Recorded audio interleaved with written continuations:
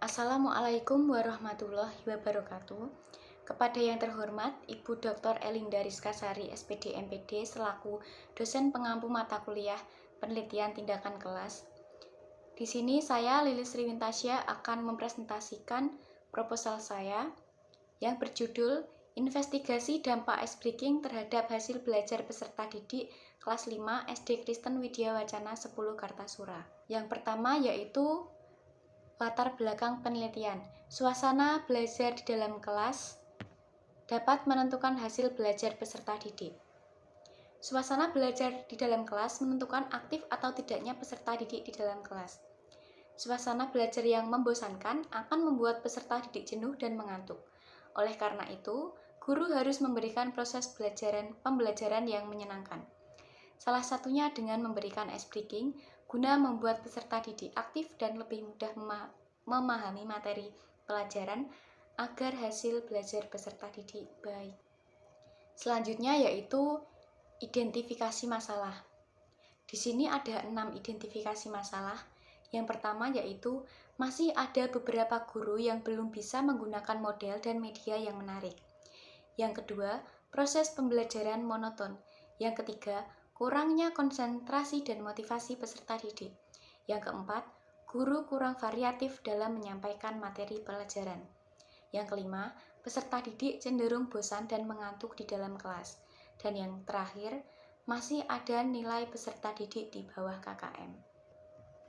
Selanjutnya yaitu pembatasan masalah. Adapun pembatasan masalah di sini agar masalah tersebut tidak melebar kemana-mana. Yang pertama, kurang variatifnya guru dalam menyampaikan materi. Dan yang kedua, masih ada nilai peserta didik di bawah KKM. Dari pembatasan masalah tersebut, dapat dirumuskan masalah sebagai berikut. Investigasi dampak ice breaking terhadap hasil belajar peserta didik kelas 5 SD Kristen Widya Wacana 10 Kartasura. Nah, adapun tujuan penelitian yaitu yang pertama, mengetahui dampak ice breaking terhadap hasil belajar peserta didik.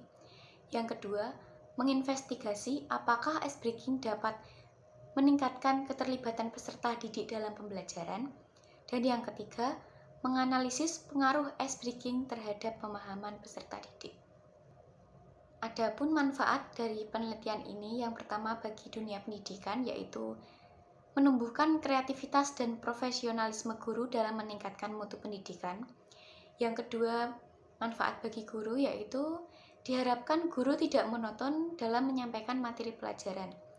Yang ketiga, bagi peserta didik, agar peserta didik dapat menuangkan ide untuk mengembangkan atau menciptakan ice breaking yang baru. Untuk bagi penulis, nah ini merupakan langkah awal untuk mengembangkan kreativitasnya dalam menulis. Bagi penulis lain, diharapkan penelitian ini dapat menginspirasi penulis lain dalam menuangkan ide atau kreativitasnya dalam menulis. Selanjutnya ada kajian teori. Yang pertama ada pengertian ice breaking.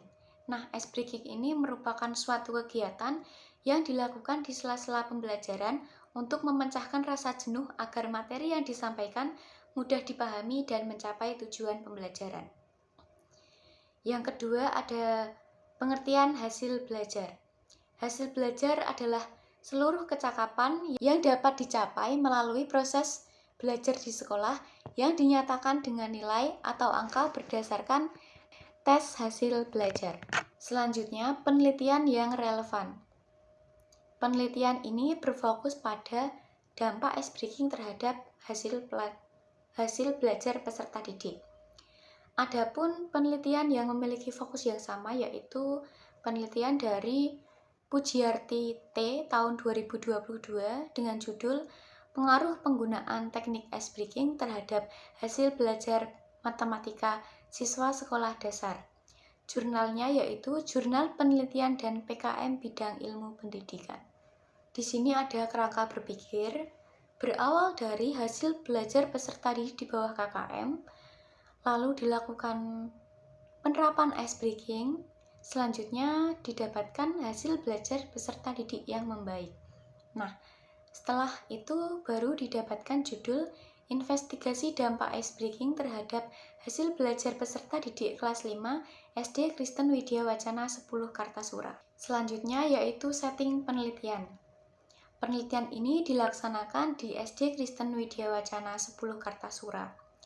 Adapun jadwal penelitian yang pertama, permintaan izin kepala sekolah pada Oktober minggu ke-4.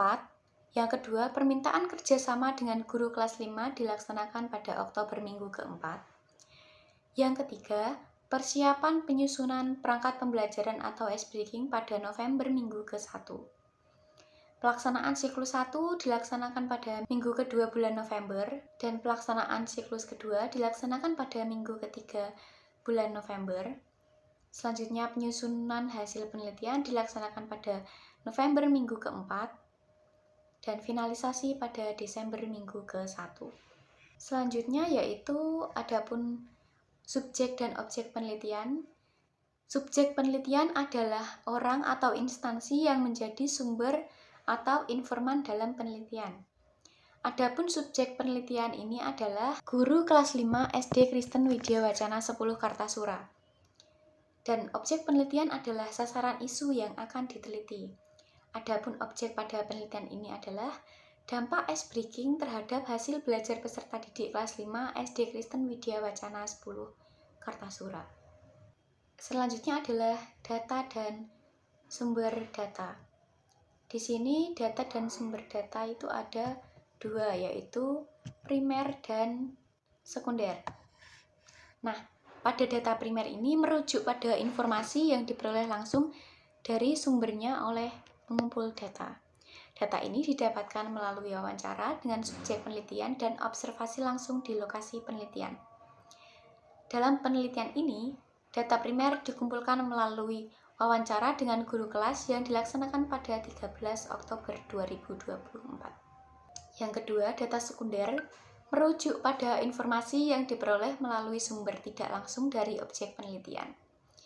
Biasanya, data ini berasal dari berbagai referensi yang relevan, seperti situs internet atau sumber lainnya yang memiliki kaitan dengan topik yang sedang dianalisis oleh penulis. Selanjutnya yaitu teknik dan alat pengumpulan data. Metode pengumpulan data merujuk pada cara yang digunakan peneliti untuk memperoleh informasi yang diperlukan dalam penelitian ini. Dalam penelitian ini, peneliti mengumpulkan data melalui wawancara dengan guru kelas dan melakukan studi literatur dengan mengakses berbagai sumber tertulis seperti artikel, jurnal, dan laporan penelitian terkait. Alat pengumpul data merupakan instrumen yang memfasilitasi peneliti dalam proses pengumpulan data, di mana pada penelitian ini, pedoman wawancara atau lembar pertanyaan digunakan untuk berinteraksi dengan subjek penelitian. Metode penelitian merupakan prosedur yang diterapkan untuk mengumpulkan dan menganalisis data secara sistematis guna memperoleh pengetahuan yang valid.